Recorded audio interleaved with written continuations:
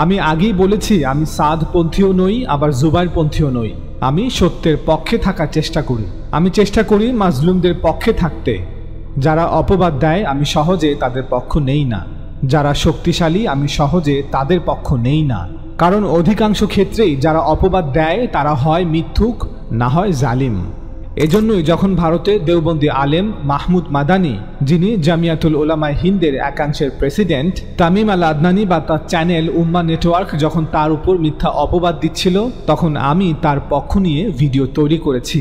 একইভাবে তামিম আল আদনানি বা তার চ্যানেল উম্মা নেটওয়ার্ক যখন সালাফি আলেম ডক্টর মোহাম্মদ মানজুরে ইলাহি এবং কওমি আলেম মাওলানা ফরিদউদ্দিন মাসুদের উপর মিথ্যা অপবাদ দিয়েছিল, তখন আমি তাদের পক্ষ নিয়ে ভিডিও তৈরি করেছি। আমি সর্বদা মাজলুমের পক্ষে থাকব, হোক সে সালাফি, আহলে হাদিস অথবা কওমি দেওবন্দি অথবা বেরেলভি। যে কোনো মুসলমান যে মাজলুম আমি তার পক্ষেই থাকব, যদিও জালিম মুসলমানরা তা পছন্দ করে না। এই একই কারণে আমি মাওলানা সাদের পক্ষ নিয়ে একাধিক ভিডিও তৈরি করেছি। আজকের ভিডিওতে আমরা আলোচনা করব 2018 সালে টঙ্গী মাঠে প্রকৃত অর্থে কি ঘটেছিল এবং যা ঘটেছিল তা কেন ঘটেছিল, কাদের অহংকার, দাম্ভিকতা এবং চতুরতার জন্য তাবলিগ জামায়াতের ইতিহাসে এমন একটি কলঙ্কজনক দিন বাংলাদেশের মানুষকে দেখতে হলো, বিতর্কের ঊর্ধ্বে থাকা এই দলটি কেন তর্কে লিপ্ত হলো। 2018 সালের মাঝামাঝি সময় হতেই জুবাইরপন্থী তাবলিগের কর্মীরা জুবাইরপন্থী কওমি দেওবন্দি আলেম ও মাদ্রাসা ছাত্রদের সহায়তায় প্রকাশ্যে সাদপন্থীদের সকল কার্যক্রম গায়ের জোরে বাধা প্রদান করতে শুরু করে। কাকরাইল মসজিদের পূর্ণ নিয়ন্ত্রণ নেওয়ার চেষ্টা করে। দেশের বিভিন্ন স্থানে সম্মেলন করে দফায় দফায় সাদপন্থীদের সকল কাজ নিষিদ্ধ করার দাবি জানাতে থাকে। তাবলিগ জামাতের অন্যতম মুরব্বী ও দিল্লি মার্কাজের প্রধান মাওলানা সাদ বিশ্ব ইজতেমায় অংশ নিতে ঢাকায় আসছেন এমন খবরে সকাল থেকে বিমানবন্দর গোল চত্বরে জড়ো হন তাবলিগের একাংশের মুসল্লিরা। অবস্থানের এক পর্যায়ে পুরো বিমানবন্দর সড়ক অবরোধ করে বিক্ষোভ করতে থাকেন তারা। মাদ্রাসার ছাত্র এই 3 দিন আলেম ওলামা যারা আছেন তারা ওইখানে এই 5000 টঙ্গী ইজতেমার মাঠে থাকবেন এবং সাহেব যাতে ওই দিকে ঢুকতে না পারে এটার জন্য আপনারা জিম্মেদারি নেবেন। এয়ারপোর্ট থেকে এখন ওখান থেকে সরকার বিদায় করতে হবে। এদিকে মুসল্লিদের বিক্ষোভের কারণে পুরো এলাকায় সৃষ্টি হয় দীর্ঘ যানজটের। চরম দুর্ভোগে পড়েন সাধারণ মানুষ। নিজেদের মধ্যে মতভিন্নতার কারণে জানুয়ারি মাসে ঢাকায় এসেও বিশ্ব ইজতেমায় যোগ দিতে পারেননি তাবলিগ জামাত প্রধান দিল্লির মাওলানা সাদ। তখন থেকেই বাংলাদেশে তাবলিগ জামাতের মার্কাজ বা কেন্দ্র বলে পরিচিত রাজধানীর কাকরাইল মসজিদের দখল নিয়ে দুপক্ষের মধ্যে উত্তেজনা। বিভিন্ন মাদ্রাসা থেকে আসা শিক্ষার্থীদের সহায়তায় শুক্রবার নিয়ন্ত্রণ প্রতিষ্ঠা করে সাদ বিরোধী গ্রুপ। পরে অন্য পক্ষ ঢাকা ও ঢাকার বাইরে থেকে অনুসারীদের নিয়ে আসে। ছাত্ররা এসে এরা বাস বেরো বেরো এসে এরকম মাদ্রাসায় কাকরাইল মশারা পয়েন্ট ভর্তি করছে। আজকে শুনছি যে পুরো মাদ্রাসার ছাত্ররা ভর্তি হয়েছে, আইসা গ্যাঞ্জা মারামারি করেছে মাদ্রাসা ছাত্ররা। সকালে মসজিদের ভেতরে একটি গ্রুপের আলোচনায় বাধা দেয় অন্য গ্রুপ। পুলিশ ও ডিবি সদস্যরা দুপক্ষকে শান্ত হতে বললে তখন অবস্থা এমন যে জুবাইরপন্থী কওমি দেওবন্দীদের কথা মতো না চললে বাংলাদেশে কেউ তাবলিগ জামাত পরিচালনা করতে পারবে না। সাদপন্থীরা যদি হেফাজতে ইসলাম এবং জুবাইরপন্থী কওমি দেওবন্দীদের কথা না শুনে, তাদের অনুগত না থাকে, তবে সাদপন্থীরা বাংলাদেশের কোথাও তাবলিগের কোনো কার্যক্রম চালাতে পারবে না। তোদেরকেও সেই বঙ্গোপসাগরে ভাসায় দেওয়া হবে। খবরদার, খবরদার, হুঁশিয়ারি উচ্চারণ করে দিতে চাই, এদেশে নেতা একজন, তার নাম আল্লামা আহমদ শফী। আল্লামা আহমদ শফী হায়াতে থাকা অবস্থায় তার সঙ্গে কথা না বলে বাংলাদেশ চলে না, বাংলাদেশ চলতে পারে না, বাংলাদেশ চলতে দেওয়া হবে না। প্রশাসনকে বলে দেই, খবরদার, ধর্মীয় ব্যাপারে নাক গলাবার দুঃসাহস করবেন না, দুঃসাহস করবেন না। শাইখুল হাদিসের সন্তান মামুনুল হক বলে যাচ্ছে, প্রশাসনকে বলে যাই, খবরদার, আল্লামা আহমদ শফীকে মাইনাস করে এদেশে ইসলামের নামধারী, ইসলামের কাজ ধ্বংসের চক্রান্তকারীদেরকে প্রশ্রয় দেওয়ার চেষ্টা করলে বাংলাদেশের প্রশাসন চলতে দেওয়া হবে না। যদি অবস্থান অব্যাহত রাখো, যদি অবস্থান অব্যাহত রাখো, পরিষ্কার বলি, এখনো ধৈর্য ধারণ ধরতেছে ওলামায়ে কেরাম। গত বছর যেভাবে বিমানবন্দর ঘেরাও করা হয়েছিল, যদি প্রহসনমূলক ইজতেমার নামে কোন ধরনের বিভক্তি সৃষ্টি করবার আশকারা দেওয়া হয়, উস্কানি দেওয়া হয়, প্রয়োজনে ইজতেমা ঘেরাও করব। অর্থাৎ বাংলাদেশ একটি মগের মুল্লুক, আর সেই মুল্লুকের ইজারাদার হচ্ছে জুবাইরপন্থী কওমি দেওবন্দি আলেমরা। এখন বাংলাদেশের সাদপন্থীদেরকে এই নব্য ইজারাদারদের খাজনা পরিশোধ করে তাবলীগ করতে হবে, আর এই নব্য ইজারাদারদের খাজনা হচ্ছে তাদের প্রতি পূর্ণ আনুগত্য। যদিও এই ইজারাদাররা ভুলে যান যে বাংলাদেশের কয়েক লক্ষ সালাফি আহলে হাদিস এবং বেরেলভি আলেমরা এবং বাংলাদেশের কয়েক কোটি সালাফি আহলে হাদিস ও বেরেলভি মুসলমানরা কওমি দেওবন্দি আলেমদের আহলে সুন্নাত ওয়াল জামায়াতের অন্তর্ভুক্তই মনে করেন না। এ বিষয়ে আমরা পুরো একটি ভিডিও তৈরি করেছি, লিংক নিচে দেয়া থাকবে। তাবলীগের চিরাচরিত নিয়ম অনুযায়ী মূল ইজতেমার 40 দিন পূর্বে টঙ্গী মাঠে সব সময় 5 দিনের জোর অনুষ্ঠিত হয়ে থাকে।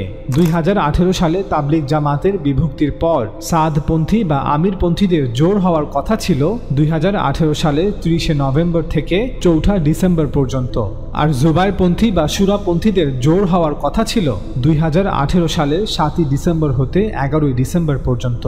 অর্থাৎ সাদপন্থীদের 2 দিন পর থেকে জুবাইরপন্থীদের জোর হওয়ার কথা ছিল। কিন্তু জুবাইরপন্থীরা অত্যন্ত চতুরতার সহিত তাদের জোরের নির্ধারিত সময়ের প্রায় 2 সপ্তাহ পূর্ব হতেই অর্থাৎ 24 নভেম্বর হতেই ধীরে ধীরে মাদ্রাসার হাজার হাজার ছাত্রদের দিয়ে পুরো টঙ্গী মাঠ দখলে নিয়ে নেয়। জুবাইরপন্থীদের অজুহাত ছিল এই হাজার হাজার ছাত্ররা অসময়ে টঙ্গী মাঠে এসেছে শুধুমাত্র ইজতেমার প্রস্তুতি স্বরূপ মাঠে কাজ করার জন্য।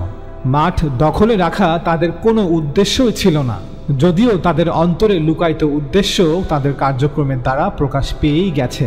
জুবাইরপন্থীদের এই দাবির প্রেক্ষিতে সাদপন্থীরা বলছেন, ইজতেমার প্রস্তুতি স্বরূপ মাঠের কাজ প্রতি বছর সাধারণত তাবলীগের সময় লাগানো কর্মীরাই করে থাকেন।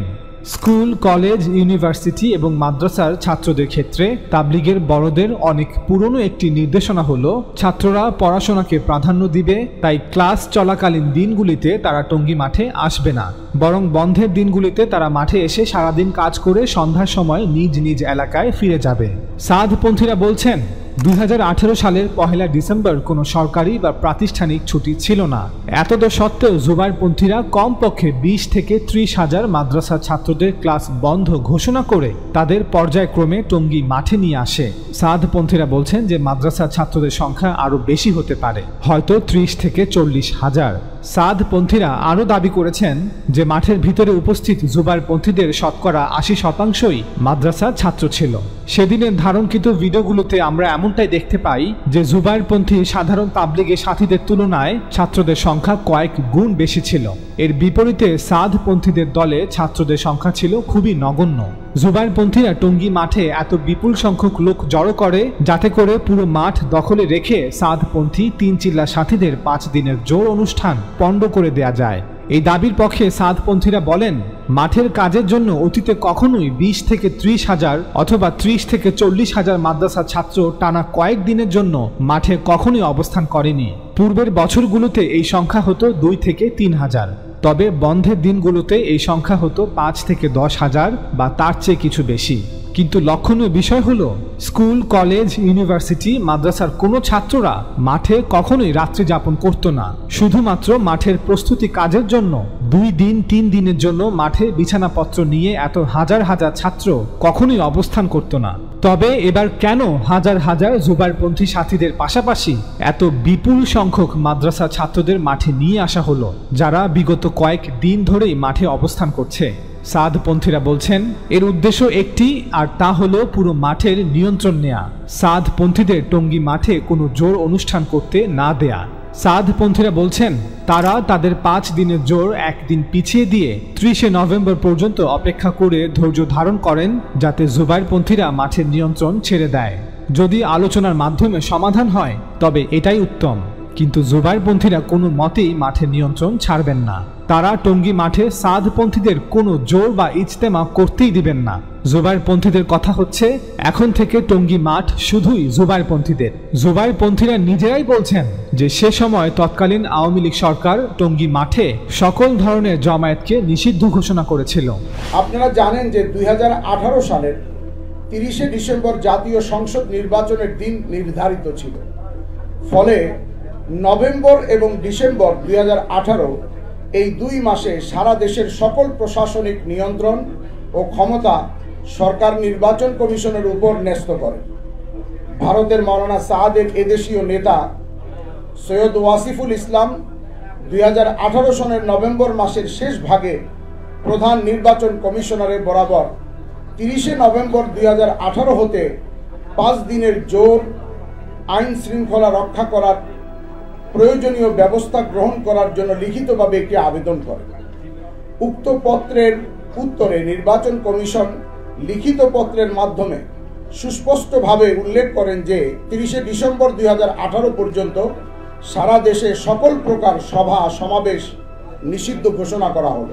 কিন্তু আবার তারাই টঙ্গী মাঠে প্রায় 30 থেকে 40 হাজার লোকের জমায়েত করে, যেখানে অধিকাংশই বিভিন্ন জেলা হতে আগত মাদ্রাসার ছাত্র।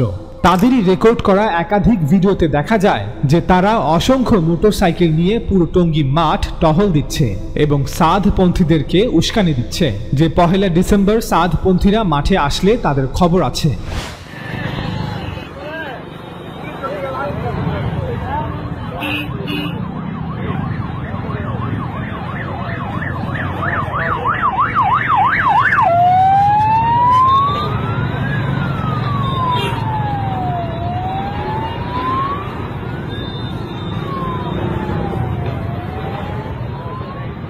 সাদপন্থীরা বলেন, আমরা তৎকালীন আওয়ামী লীগ সরকারকে বলি যদি আমাদের মাঠে জোর করতে না দেন তবে তাদেরকেও মাঠ থেকে বের করে দিয়ে সরকার পুরো মাঠের নিয়ন্ত্রণ নিয়ে নিক, দিতে হলে উভয়কেই দিন আর না হয় কাউকে নয়।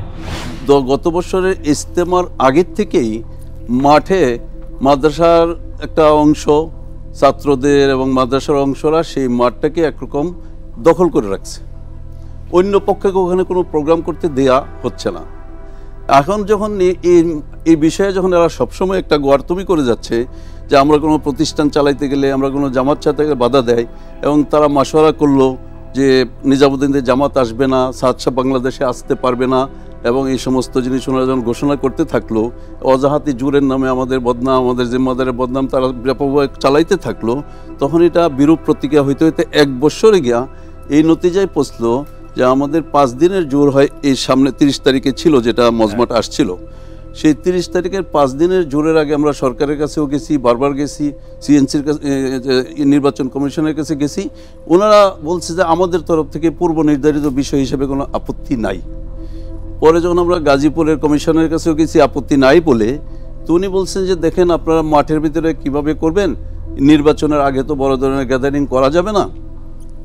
এখন আমরা বললাম তাহলে এক কাজ করেন, ঠিক আছে করা না গেলে আমরাও করবো না, কিন্তু তারা প্রচার করতেছে যে আমরা করব। যেহেতু আমরা 2টা পক্ষ হয়ে গেছি তবলিগের মধ্যে, এখন একটা পক্ষ যদি করার অধিকার পায় তার একটা পক্ষ পাওয়া দরকার, আর না পাইলে উভয়ে না পাওয়া দরকার।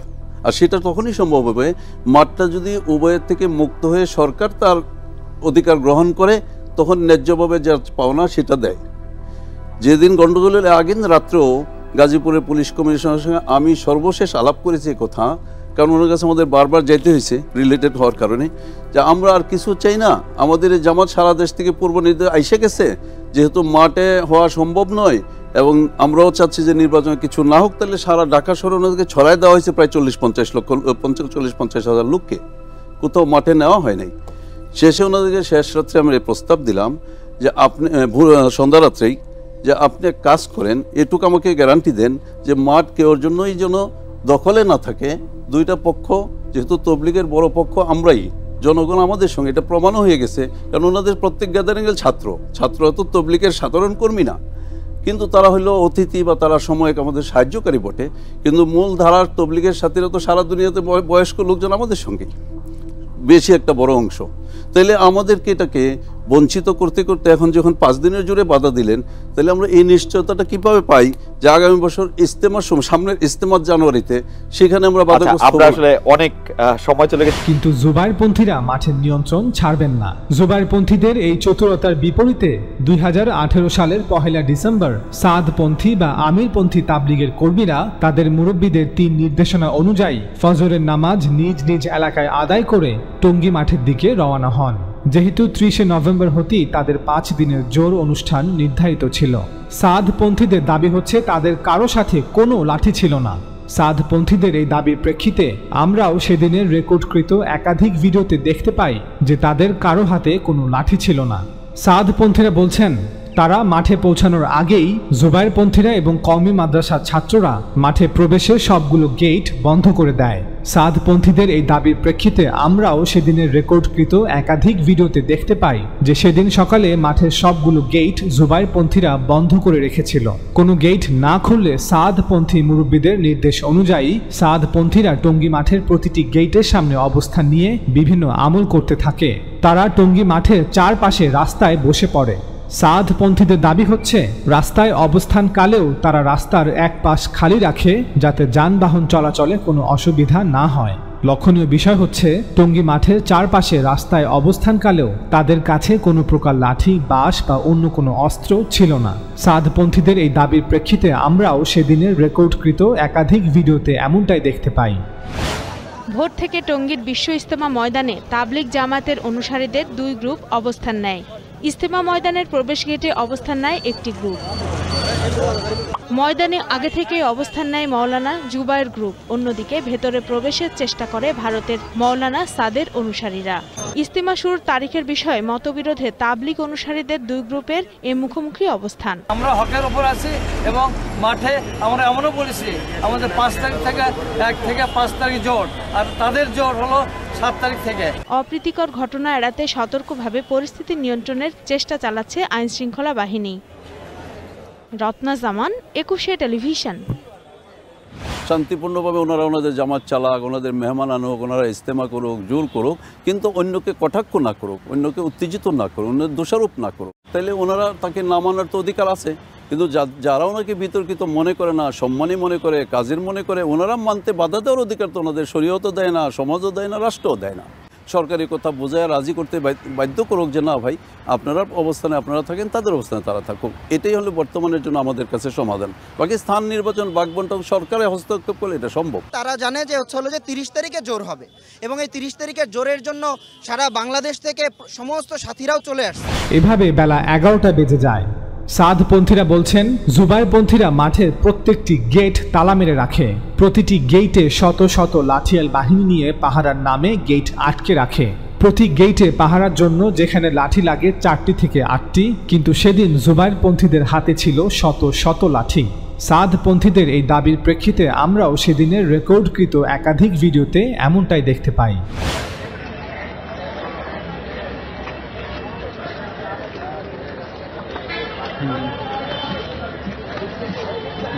বাটা গেট,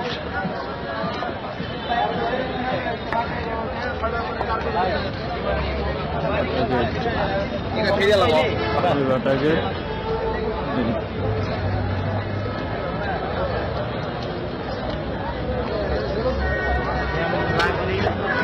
আজীব। দেখেন গেটের সামনে কোনো মাদ্রাসা ছাত্র রাখেন, দেখেন গেটের সামনে সব আম সাথীরা। দেখেন যদি কোনো কনফিউশন হয়, দেখেন গেটের সামনে সব আম সাথী।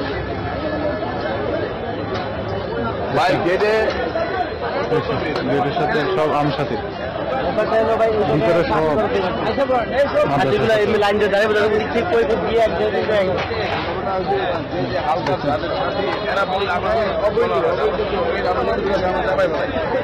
গেটে সব হালকার সাথে,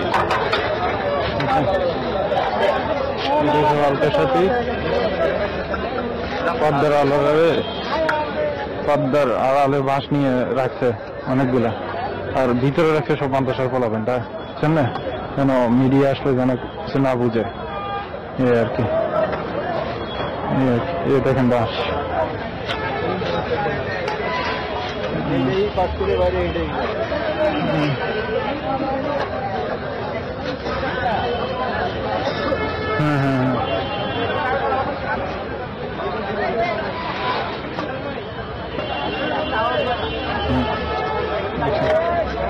সামনে হচ্ছে যে সব আম সাথী, যেন প্রশাসন আসলে না বুঝে সব আম সাথীদেরকে সামনে রাখছে, দেখছেন? পিছনে দেখেন সব মাদ্রাসা ছাত্র, দেখেন দেখেন আপনারা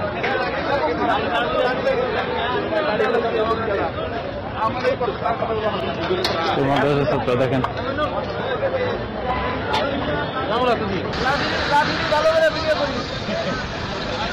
সব লাঠি নিয়ে খারাইছে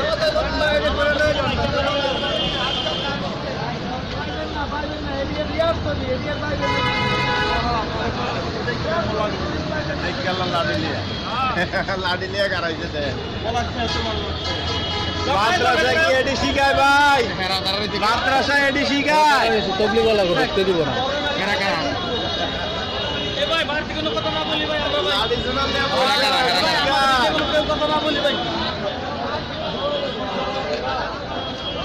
মাদ্রাসা রেডি বলে খায়া বলে শিখায় আল্লাহ ভাই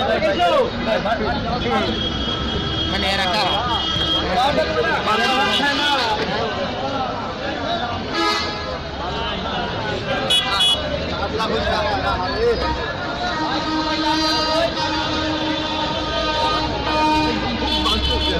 ভয় নাই বাবা ভয় নাই ভাই সবাই ভাই না ভাই লাড়িয়ে তো না ভাই এসব না মানুষে শোনাছে না যদিও জুবাইরপন্থীরা বলছেন যে তাদের হাতে কোনো লাঠি ছিল না, কিন্তু ভিডিওগুলো জুবাইরপন্থীদের এই দাবিকে মিথ্যা প্রমাণ করছে।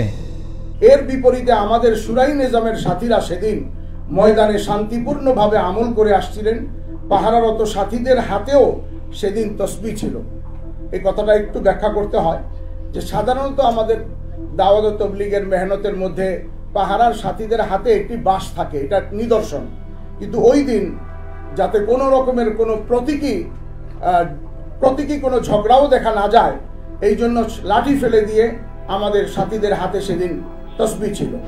ভিডিওগুলো থেকে এটা প্রমাণিত হয় যে সাদপন্থীদের কাছে কোনো লাঠি ছিল না, লাঠি ছিল জুবাইরপন্থীদের কাছে। সাদপন্থীরা আরো বলছেন এই 5 দিনের জোর ছিল 3 চিল্লা সাথীদের, অর্থাৎ যারা 4 মাস একাধারে তাবলিগে সময় দিয়েছেন তাদের জন্য। কিন্তু মাঠের ভেতরে যারা ছিল তারা অধিকাংশ ছিল মাদ্রাসার ছাত্র ও শিক্ষক এবং খুবই নগণ্য সংখ্যক জুবাইরপন্থী তাবলিগের সাধারণ সাথীরা। এমনকি অনেক নাবালক শিশুও সেদিন মাঠের ভিতরে অবস্থান করছিল। সাদপন্থীরা বলছেন বেলা 11টার পর পুলিশ জানায় যে জুবাইরপন্থীরা মাঠ ছেড়ে দিতে রাজি হয়েছে, এখন সবাই যেন তাদের যাওয়ার জন্য রাস্তা করে দেয়। পুলিশের নির্দেশ মোতাবেক সাদপন্থীরা একাধিকবার রাস্তা করে দেয়। এ সময় অতর্কিতভাবে ছাত্ররা মাঠের ভেতর টয়লেট বিল্ডিংয়ের উপর থেকে ইট পাটকেল নিক্ষেপ করতে শুরু করে। মাদ্রাসার এই ছাত্ররা পূর্ব হতেই টয়লেট বিল্ডিংয়ের ছাদে ইটের টুকরো জড়ো করে রেখেছিল। সাদপন্থীদের এই দাবির প্রেক্ষিতে আমরাও সেদিনের রেকর্ডকৃত একাধিক ভিডিওতে এমনটাই দেখতে পাই যে মাদ্রাসার ছাত্ররাই প্রথমে টয়লেট বিল্ডিংয়ের উপর হতে বাহিরে অবস্থিত সাদপন্থীদের উপর ইট পাটকেল নিক্ষেপ করতে থাকে। তাদের ইট নিক্ষেপের কারণে শত শত সাদপন্থী তাবলিগের সাথী আহত হয়।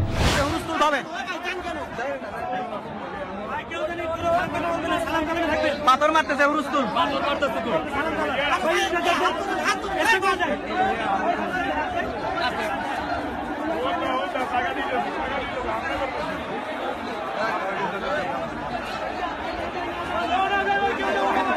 এই যাবুনা ভাই কেউ যাবে ইনশাআল্লাহ ভাই লোড যাবে ভাই লোড যাবে একেবারে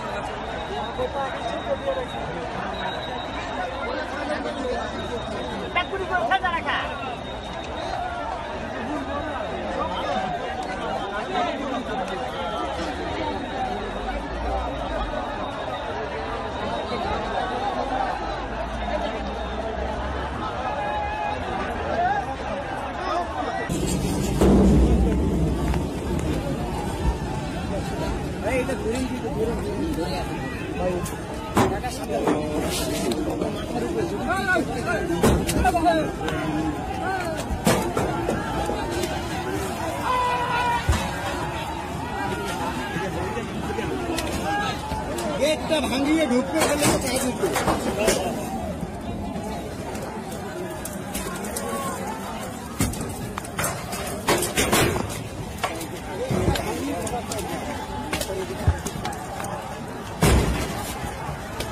এটা মাথায় দেন, মাথায় দেন, মাথায় দেন, মাথায় দেন, মাথায় নিয়ে যান। ভাই ভাই বসে পারেন, বসে পারেন, বসে পারেন।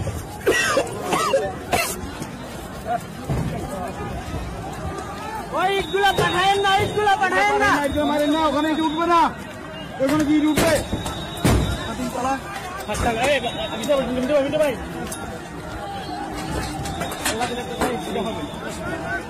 এখান থেকে কয়েকটা লোক উঠে দিয়ে পুলিশ আছে, পুলিশ।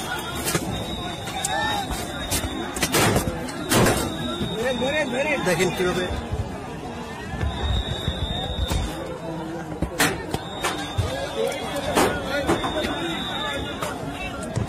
ওই একজনের মাথা ফাটছে ভাই, তুলা টুলা কিছু আছে ভাই? ওই একজনের মাথা ফাটছে, একটু তুলা টুলা কিছু আছে?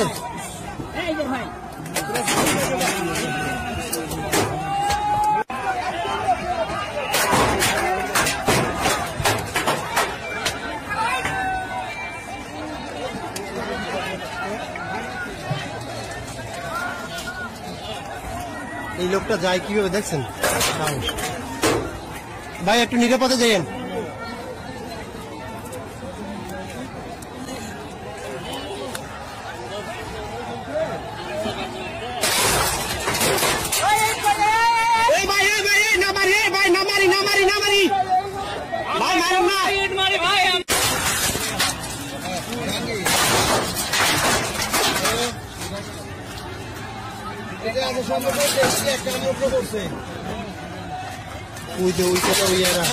না করতেছে ইট মারার জন্য।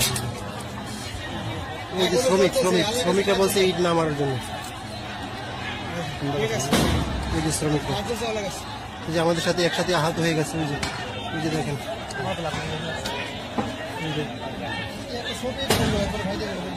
কত রাস্তাঘাটে ইট থেকে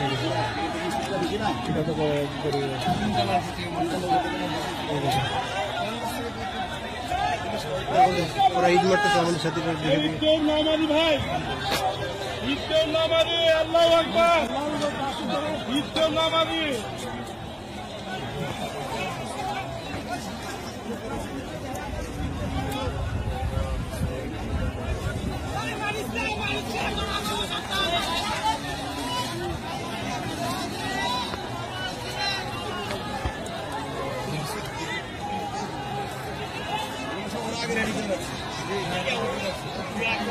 দেখেন সাধারণ পথচারীরা দেখেন।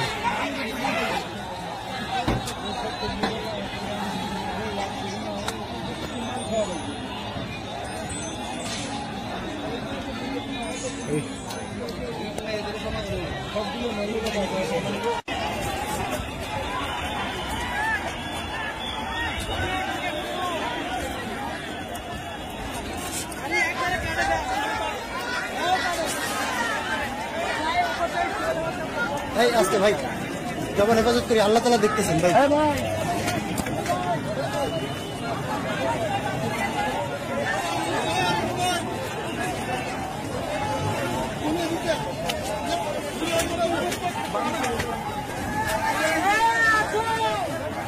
ওদের তোদের কাছে আর ইট নাই না? এই তোদের কাছে আর ইট নাই? টঙ্গী মাঠের উত্তর দিকে যখন এভাবে ইট নিক্ষেপ চলছিল, তখন টঙ্গী মাঠের পূর্ব দিকে বাটা গেটে তুমুল সংঘর্ষের ঘটনা ঘটে। এই ভিডিওতে আমরা সাদপন্থীদের হাতে কোনো লাঠি দেখতে পাচ্ছি না, যদিও জুবাইরপন্থীদের মধ্যে অনেকের হাতেই তখন লাঠি ছিল। এক পর্যায়ে সাদপন্থীরা গেট ভেঙে মাঠে প্রবেশ করতে সক্ষম হয়। ভিডিওতে দেখা যায় যে সাদপন্থীরা যখন গেট ভেঙে ভিতরে প্রবেশ করার চেষ্টা করে, তখনও তাদের হাতে কোনো প্রকার লাঠি বা বাঁশ কিছুই ছিল না।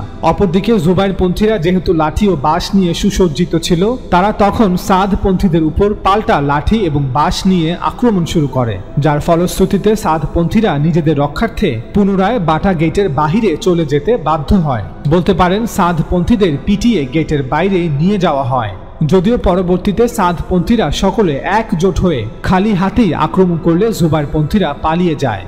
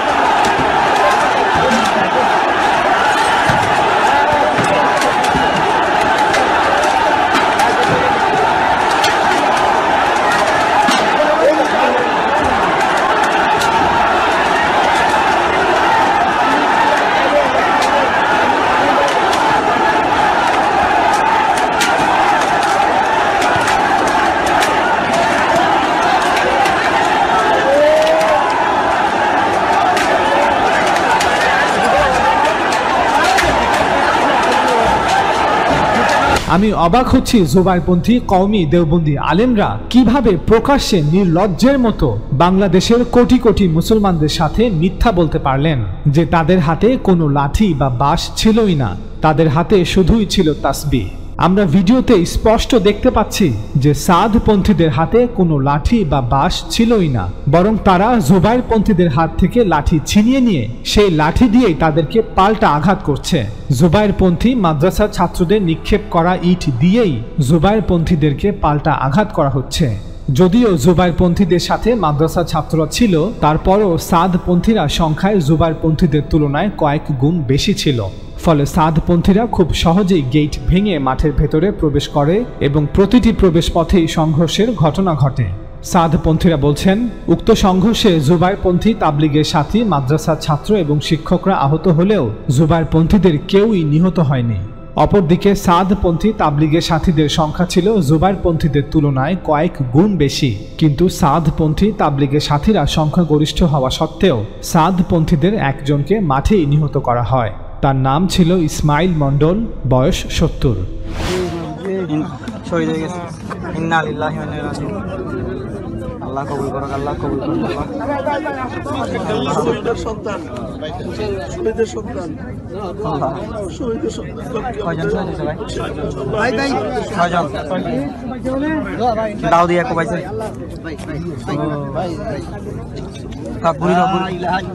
দেখেন মাথা কি মাথায় কোবাইছে, মাথায় কোবাইছে।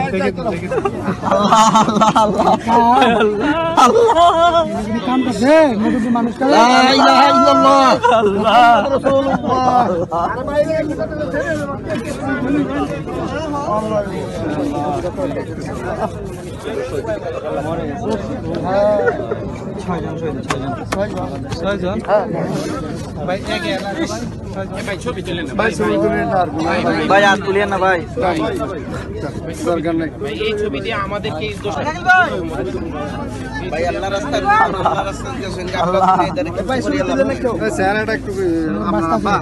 আমাদের সাথে সব এতাতের দাও দিয়ে কোবাইছে। দেখেন না এই মুরব্বিকে কিভাবে কোবাইছে, মাথাটা কোবাই কিছু এগুলি বলে হক্কানি আলেম। সেদিনে সবগুলো ভিডিও পর্যালোচনা করলে আমাদের কাছে এটা প্রতীয়মান হয় যে উভয় পক্ষের শত শত লোক সেদিন আহত হয়েছে।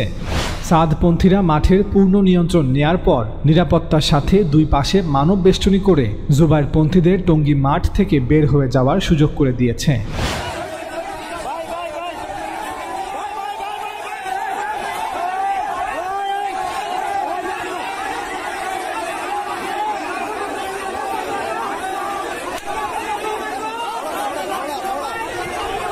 কিছু করেন না, কিছু করেন না, কিছু করেন না।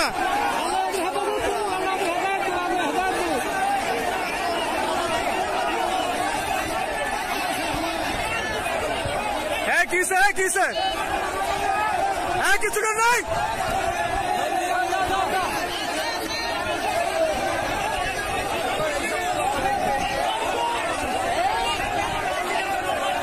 কেউ কিছু করবেন না।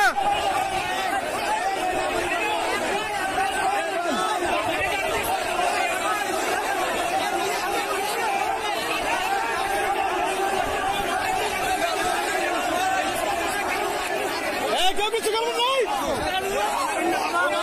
কেউ কিছু করবেন নাই। মুরব্বী এই যে আপনি বসেন বসেন বসেন। না না মারবেন না, কেউ কেউ মারবেন না।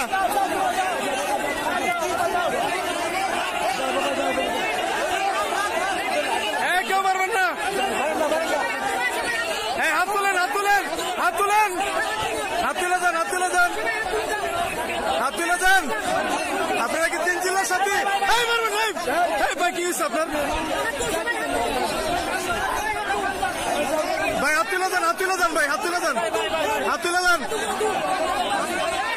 ভাই হাত তুলে যান, হাত তুলে যান, হাত তুলে যান, হাত তুলে যান, ভাই হাত তুলে যান, ভাই ভাই ভাই। চলুন এবার কিছু পুলিশ বা নিরাপত্তা কর্মীদের বক্তব্য শুনে আসি, যারা সেদিন সেখানে উপস্থিত ছিলেন। তারা এই ঘটনাটিকে কিভাবে দেখেছে, তারা কাদের দোষী মনে করছে। অবস্থা খুব খারাপ, ভিতরে অবস্থা খুবই খারাপ, ভিতরে ফোর্স হবে। কি করব ভাই? আমি ভিতর দিয়ে কি করব? ওই পাশে ঢুকে দিতে চলে আয়। ভিতর দিয়ে আমরা কি করব? রক ছাড়ি দে, চলে আয়। আমরা কি করব? আমরা আমরা কাছে জীবন দেব। হালার বে হালার। ওই রাইট ছাড়ি না। ওই লড়ি বেলা। হালা।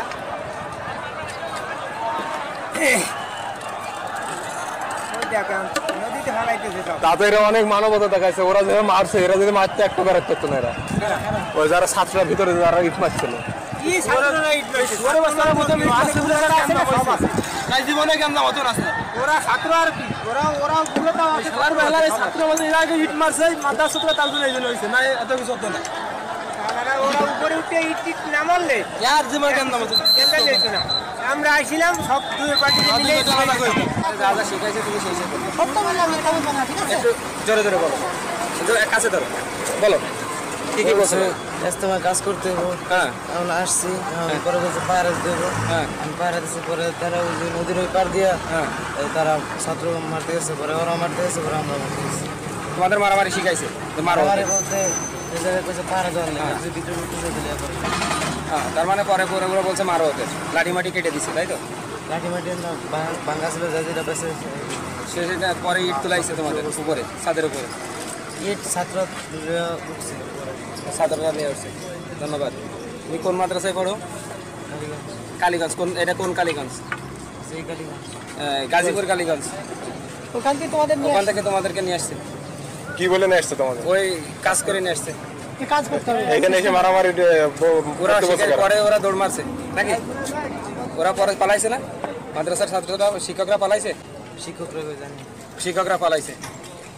এটা পুরো একটা ইতরা। ধন্যবাদ। সাদপন্থীরা যখন সকালে টঙ্গী মাঠের চারপাশে রাস্তায় অবস্থান করছিল, তখন তারা যানবাহন চলাচলে কোনো প্রতিবন্ধকতা বা বাধা সৃষ্টি করেনি। কিন্তু জুবাইরপন্থী মাদ্রাসা ছাত্ররা মাঠ থেকে পালিয়ে যাবার পর বিমানবন্দর এলাকায় এসে রাস্তায় যানবাহন চলাচল বন্ধ করে দেয়, সাথে আশেপাশে মাদ্রাসার ছাত্ররা যোগ দেয় এবং এভাবে গোটা রাস্তায় যানবাহন চলাচলে প্রতিবন্ধকতা সৃষ্টি করে। কি আশ্চর্যের বিষয়, জুবাইরপন্থীরা সামান্য বঞ্চিত হলেই রাস্তা বন্ধ করে দেয়, অথচ সাদপন্থীরা দিনের পর দিন বঞ্চিত হচ্ছে। তারা তো জুবাইরপন্থীদের মতো এতটা উগ্র মনোভাব দেখায়নি, তারা তো গোটা রাস্তা বন্ধ করে দেয়নি। আবার টঙ্গীর ময়দানে তারা হামলা করছে, আমাদের যে ছাত্র গ্রুপ আছে ওনাদের উপর হামলা করছে। এই জন্য আমরা চাচ্ছি ওনারা যেন টঙ্গীর ময়দানে যাইতে না পারে, এই জন্য আমরা আমাদেরকে আটকে রাখছি। আমার দখল করার জন্য আমরা মানে করতে পারি, সাদপন্থী মুক্ত করতে পারি, সেজন্য আমরা এখানে অবস্থান করছি। জি, আমরা কওমিপন্থী যে সমস্ত মাদ্রাসার শিক্ষার্থী রয়েছেন তারা বলতে যাচ্ছেন, যারা এখন এই স্লোগান দিচ্ছেন তারা বলতে যাচ্ছেন যে তারা এই সাদপন্থীদেরকে কোনোভাবেই বিশ্ব ইজতেমার যে ময়দান টঙ্গী সেখানে তারা যেতে দিবেন না, এবং না দেওয়ার প্রতিবাদে তারা রাস্তা দাঁড়িয়ে আছেন। পুলিশ মাঝখানে তাদেরকে বোঝানোর চেষ্টা করছেন, এক পক্ষকে নিবৃত্ত করার চেষ্টা করছে, সেটা আসলে হচ্ছে না। যেটা সবচেয়ে বেশি ক্ষতিগ্রস্ত হচ্ছে, মানে এখন পর্যন্ত আমি দুপুর 12টা পর্যন্ত খোঁজ নিয়েছি, বিমানবন্দরে প্রায় 250-র মতো বা 200-রও বেশি যাত্রী বিমান মিস করেছে, ফ্লাইট মিস করেছে। 3রা নভেম্বর 2018 সোমবার সাদপন্থীরা ঢাকা রিপোর্টার্স ইউনিটে সংবাদ সম্মেলন করে নিহত ইসমাইল মণ্ডলের পরিচয় তুলে ধরেন। সে সময় ইসমাইল মণ্ডলের ছেলে জাহিদ আহমেদ মণ্ডলও সেখানে উপস্থিত থেকে সাংবাদিকদের সামনে নিজের পিতার হত্যাকারীদের বিচার চেয়েছেন। এখানে আসার পরে যে ঘটনা ঘটছে, তো এই ঘটনার কারণে হাতে ইন্তেকাল করতেন।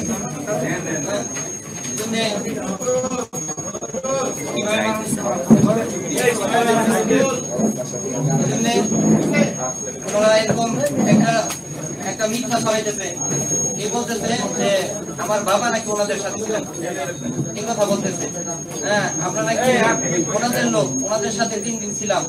হ্যাঁ, আর এই কথা বলতেছেন আমরা নাকি ওনাদেরকে, আমার বাবাকে হত্যা করেছি, আমরা নাকি ওনাকে হত্যা করছি। এটা সম্পূর্ণ মিথ্যা। হ্যাঁ, আমরা হযরত মাওলানা সাদ সাহেব যে মার্কাজের আমির নিজামুদ্দিন, হ্যাঁ, বলে আমরা সেই মূল ধারার সাথে আছি। আমরা ওই মূল ধারার সাথে মেহনত করে আসতেছি, এবং যে উনি যে নিজামুদ্দিন বিশ্ব মার্কাজ, ওখান থেকে যে এরকম 5 দিনের জোরের ফয়সালা হয়েছে, ওই জোরের মধ্যে ওখান থেকে যে 5 দিনের জোরে ফয়সালা হয়েছে, এই জোরের উদ্দেশ্যে এখানে আসা।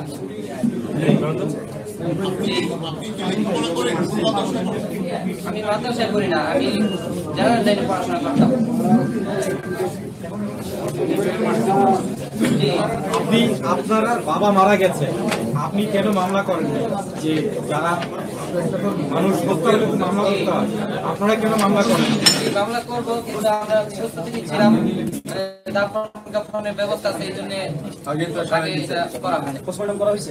আপনারা কি মামলা করবেন? আপনি